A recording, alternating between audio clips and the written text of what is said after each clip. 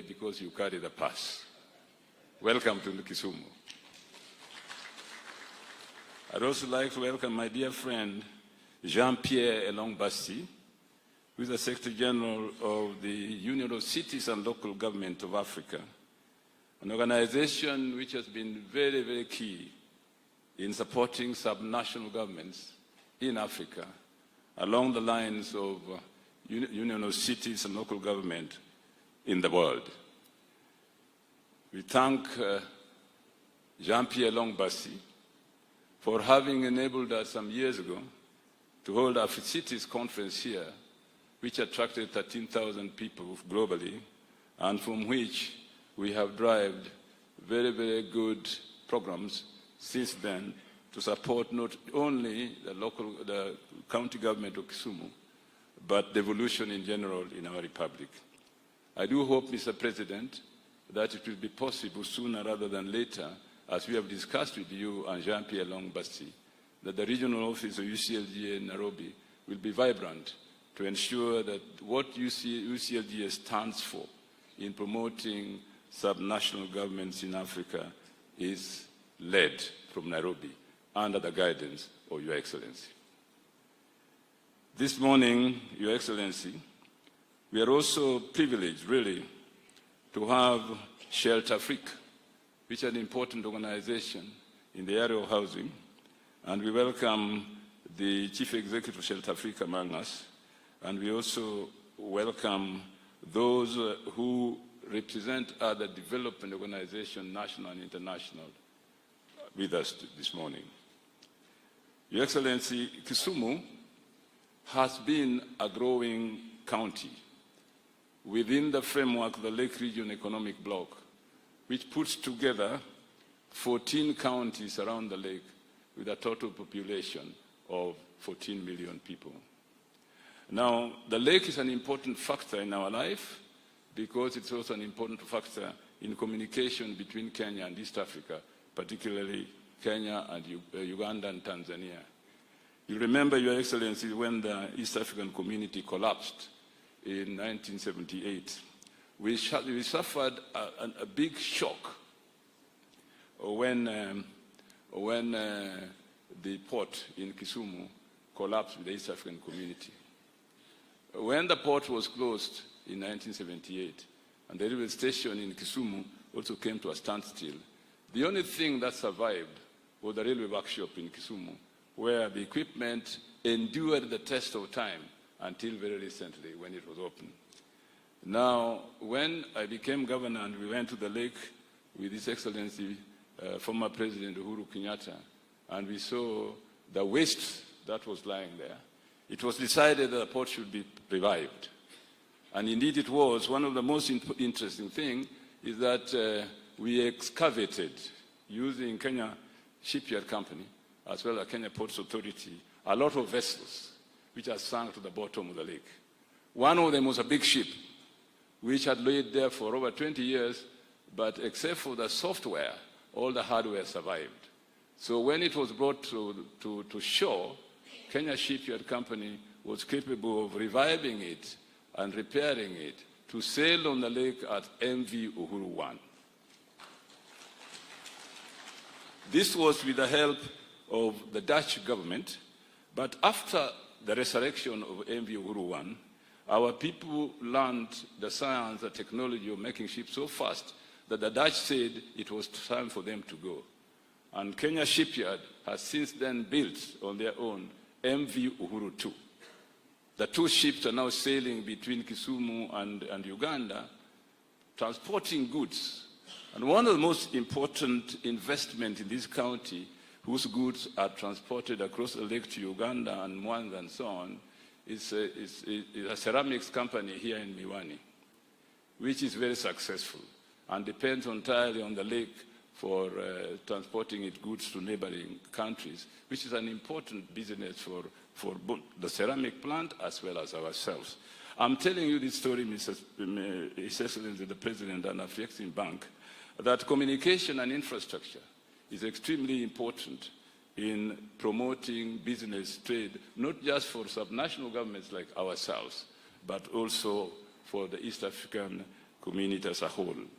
We have done very well, Your Excellency, to ensure that this continues. But I appeal to you, Your Excellency, that trade on the lake, especially by our small fishermen, should be supported. The Kenya Shipyard Company is doing a very important thing on making fiberglass boats now, which can be sold to fishermen. We in Kisumu County have launched a project for supporting the cooperatives among the fishermen, for improving landing beaches and making the fishermen buy fiberglass boats. Why do I emphasize the importance of fiberglass boats? Because softwood is no longer viable for making boats. It makes it very possible for the tin inside that the fishermen put inside to rust from the bottom. And therefore, when they go to the middle of the lake and they are fishing, water seeps from the bottom as it rains, and we lose a lot of people in the lake. Lake Victoria Commission, an entity of the East African community, estimates that between Kenya, Uganda, and Tanzania, those who are using softwood for making boats, we lose about 5,700 fishermen in the lake because of the softwood used for making the boats. This is where Kenya Shipyard Company comes very important in making fiberglass boats for our fishermen to save lives, but also to ensure that the fishing industry survives. Your Excellency, I stand here on this special day, really, to welcome all of you to the great county of Kisumu, and specifically to this beautiful city nestled by the shores of Lake Victoria I've been speaking about. We are pleased, Your Excellency, and proud as a county government to host the 4th African Sub-Sovereign Governance Network Conference in collaboration with the African Continental Free Trade Area, African Export-Import Bank, Afrexim Bank, and the United Cities and Local Government of Africa. We are happy, Your Excellency, because this important conference has raised the status of our city, coming hereby barely 2 years after we hosted UCLG's 9th summit of Afri-City Summit here in Kisumu. It is a clear indication, Your Excellency, that Kisumu is blazing the trail as a leading destination for international trade and investment conferencing. Your Excellency and delegates, this conference is meant to strengthen the role of Africa's sub-sovereign governments in driving intra-African trade and investment. The conference will provide a perfect platform for sub-sovereign countries, Kenya included, on the future of sustainable trade and investment. The conference theme, leveraging the FCCA for sustainable trade and investment, a development pathway for African sub-sovereigns, captures the intention and objectives of the 2-day meeting we have this week. One of the key objectives of the conference is to foster greater collaboration in promoting trade, development, and investment initiatives among African sub-sovereigns, aligned with the African Continental Free Trade Area's goals. It is worth noting that Africa's economic renaissance is hinged on unbridling the developmental capacity of local governments and increasing decentralization. Despite the gains made in decentralization in recent decades, African local governments still have low administrative and fiscal capacity to realize the much-needed local economic development. For the 2 days, we will be asking ourselves how we have used our existing networks and collaboration to champion Africa's development to help reduce over-reliance on foreign aid, which often comes with tough conditions.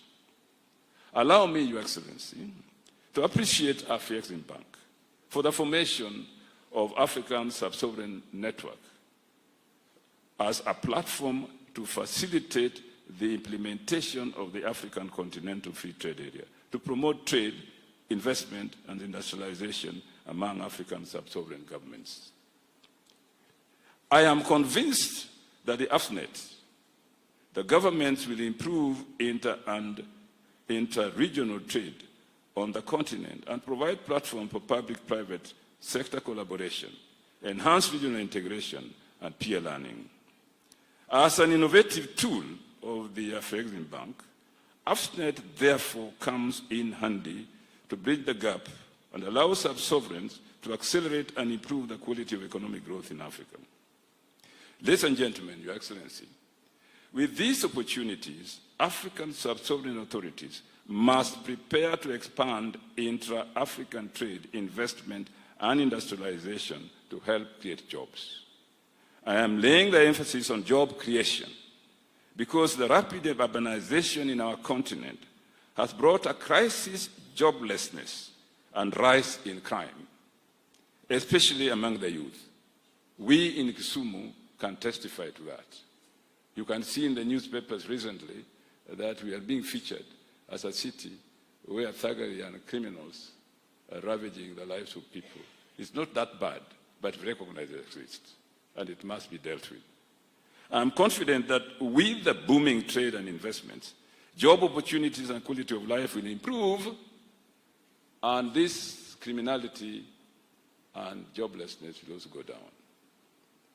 To improve our economies and create more job opportunities, we must invest in micro, small, and medium enterprises and integrate them into the African free trade area value chain. But we cannot do all this, Your Excellency, without working together and having close collaboration with our national governments. The Kenyan Constitution says that there are two types of governments in our republic. One national and 47 county governments, separate but interdependent. Both levels of government must invest on the improvement of infrastructure as an enabler for economic growth and robust trade. We need physical infrastructures like rail, the new railroad being built from Mombasa to Kisumu, the standard gauge railway. Your Excellency, is a must. And it has to go to Uganda, as you have promised. Roads, maritime, and energy to spur industrialization. In that regard, the renaissance of the port of Kisumu and admirable growth of the Kenya Shipyard Company before your government and now under your government, Mr. President, we have to invest further in that area to enhance trade and commerce in the Lake region. Your Excellency, this conference will feature an exhibition aimed at boosting local trade and investment opportunities. In Kisumu, we will be looking for investors for high-end projects, which include the completion of a FIFA standard Moi Stadium, which is destined to co-host the Africa Cup of Nations AFCON in 2027.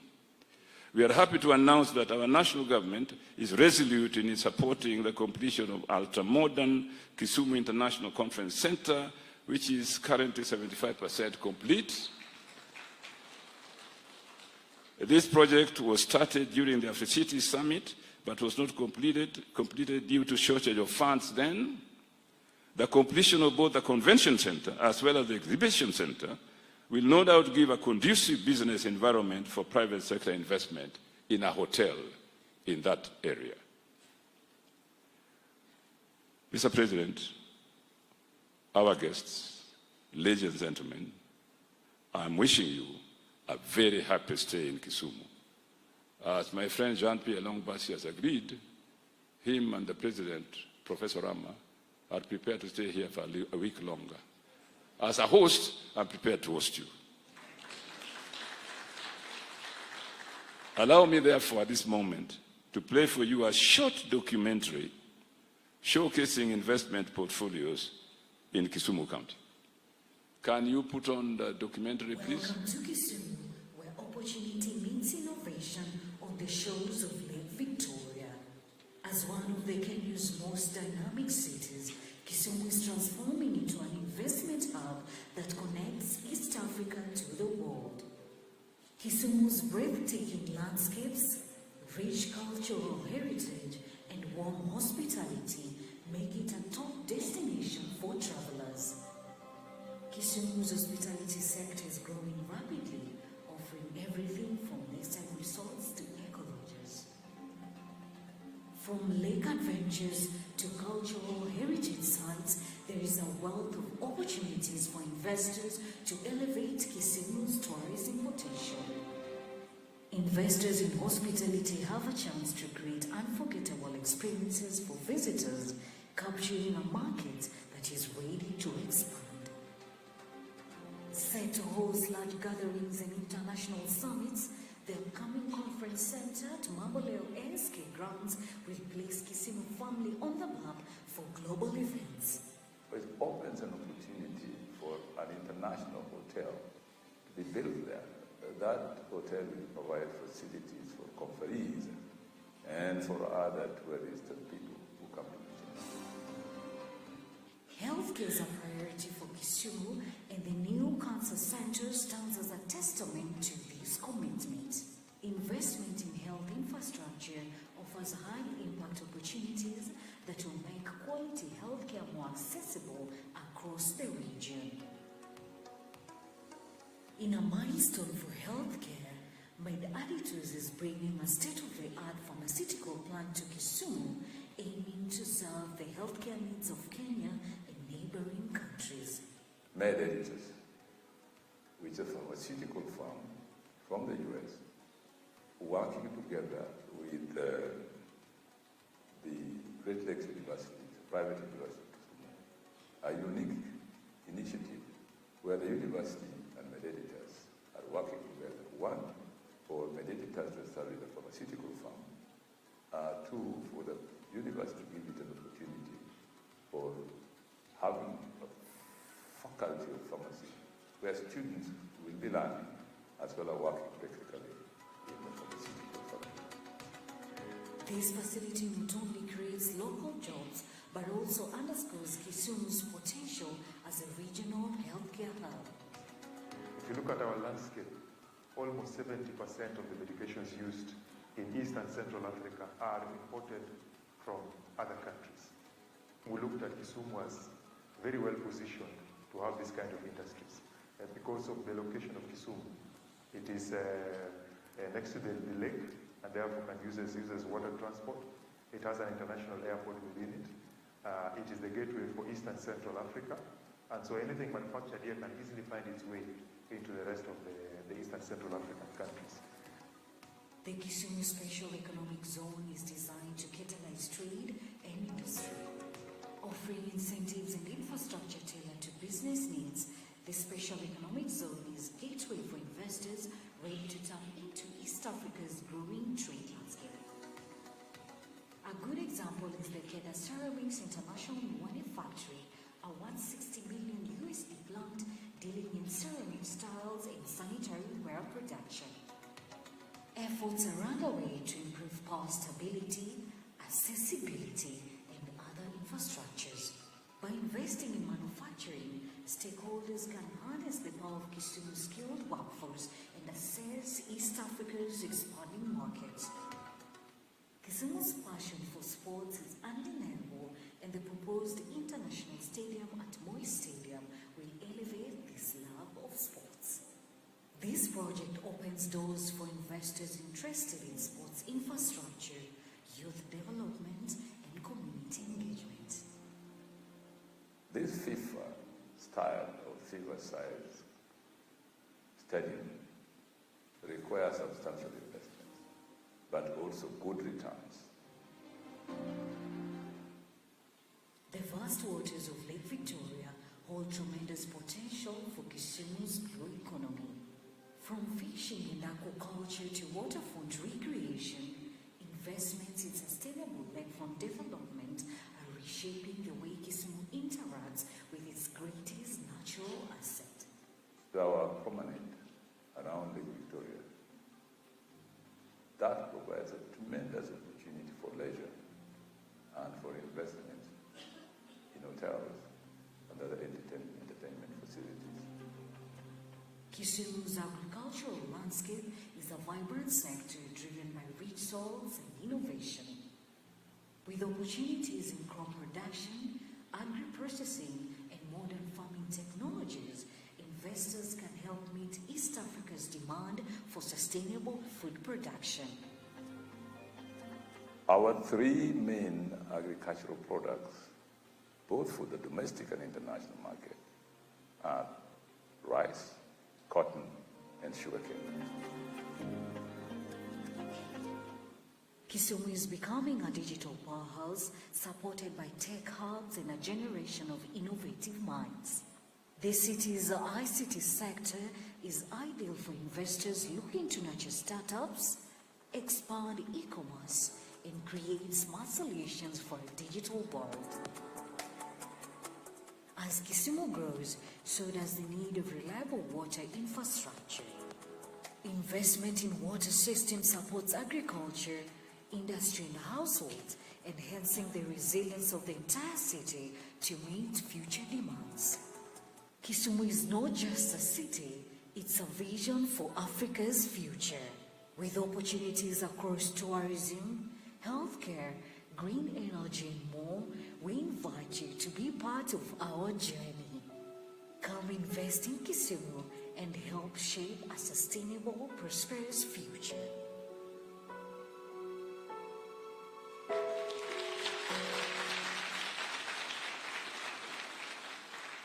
Having seen that X-rated movie, could I not call upon Jean-Pierre Longbasi, Secretary General UCLGA, please to come and address the audience. Jean-Pierre, karibu.